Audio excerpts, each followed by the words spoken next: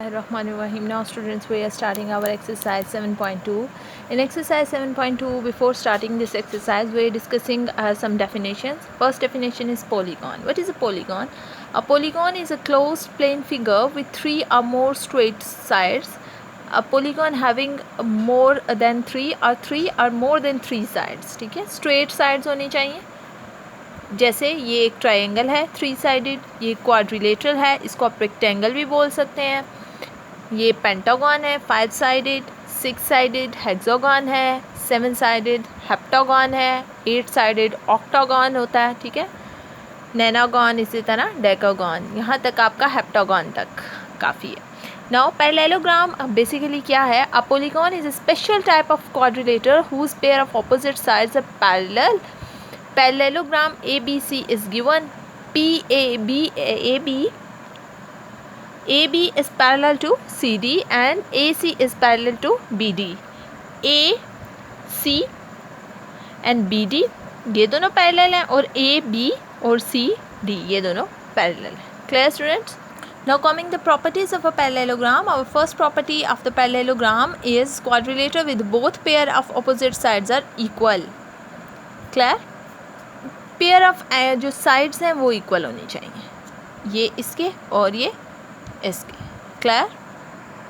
Second में है in parallelogram two pair of opposite sides are congruent. Opposite sides जो हैं ये कॉन्ग्रुएंट होनी चाहिए. Congruent means equal. Clear? Third one is parallelogram two pairs of opposite angles are congruent. This angle is equal or congruent to this, this is this. Clear? Fourth one, in a parallelogram the consecutive angles are supplementary. Consecutive angle क्या है? Parallelogram में ये angle इस और ये दोनों consecutive हैं. इसी तरह इस साइड की बात करें तो ये और ये कंसेक्यूटिव हैं. Clear students? And last property is in a parallelogram the diagonal bisect each other. Diagonal जो है वो दोनों साइड्स पे बाइसेक्ट करे, मतलब डायगोनल है तो इसकी ये साइड इसकी इक्वल होगी, ये इसकी इक्वल होगी. Clear? Now next point is polygon. A polygon is in which all the sides of equal length is called the regular polygon. All the angles of regular polygon are also of same measurement. Polygon means having many sides. 3 से ज़्यादा जब sides आ जाएंगी तो वो आपका polygon होगा. Clear? Now first of all we are discussing regular pentagon, a 5-sided polygon in which all the 5 sides and angles are of same size is called regular pentagon. The sum of measure of all the angles of regular pentagon is, ये इसका total sum of angles जो हैं वो होता है 540 degree. The size of each angle of pentagon is, her angle का अगर आपने फाइंड करना है तो आपको इसको जो टोटल एंगल्स है इसको 5 से डिवाइड करना पड़ेगा. It becomes 108. Clear students? Now regular hexagon, a 6-sided polygon in which all the 6 sides and the angles are of same size is called regular hexagon. The sum of measures of all angles of a regular hexagon is 720 degree. तो अगर आपने इसका एक angle की measurement find करनी है तो इसकी 6 साइड्स हैं तो आपको इसको 720 को 6 से डिवाइड करना पड़ेगा, which is equal to 120. Clear? Now regular octagon की तरफ आते हैं तो ऑक्टागन 8 साइडेड फिगर है and 8 sided polygon in which all the 8 sides of angles of same size is regular octagon. The sum of measure of all angles of regular octagon is 1080. अगर एक की find करना है तो 1080 को 8 से divide करेंगे which is equal to 135 degree. Clear students? अब हम एक्सरसाइज के फर्स्ट क्वेश्चन की तरफ आते हैं. कहते हैं find the value of unknown from the following figures. तो अगर आप इसमें पॉलीगॉन में देखें तो एफ़ और ये आपके पास अपोजिट साइड्स है पैरेललोग्राम की, ये दोनों आपके पास. अगर ये 78 डिग्री है तो एफ़ जो है वो भी आपके पास 78 डिग्री आएगा. Opposite sides of parallelogram are equal. और अगर ये 63 है तो ई भी आपके पास 63 डिग्री होगा. ये भी आपके पास opposite sides of parallelogram are equal. तो हमारा मेजर एंगल एफ़ जो है वो हमारे पास आ जाएगा 78 डिग्री और इसी तरह हमारा जो मेजर एंगल ई है वो हमारे पास आ जाएगा 63 degree. Clear students? Now coming to our second part. इसमें देखिएगा Q R S and P. ठीक है, पी क्यू आर एस एक पैरेललोग्राम गिवन है. अगर आप बात करें एक्स की, वाई की और 70 डिग्री, 3 एंगल्स हमारे पास हैं.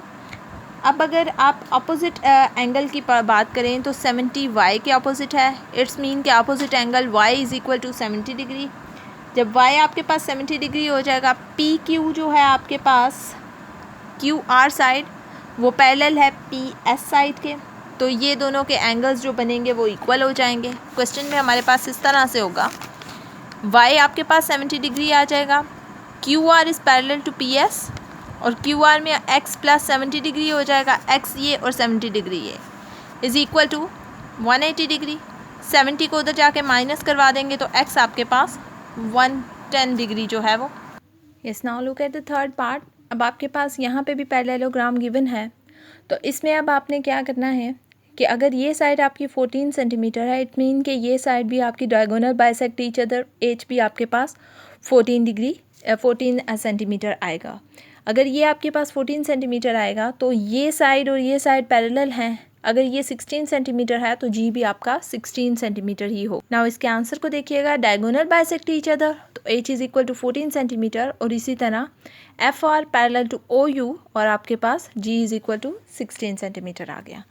Now look at the next part which is our fourth part.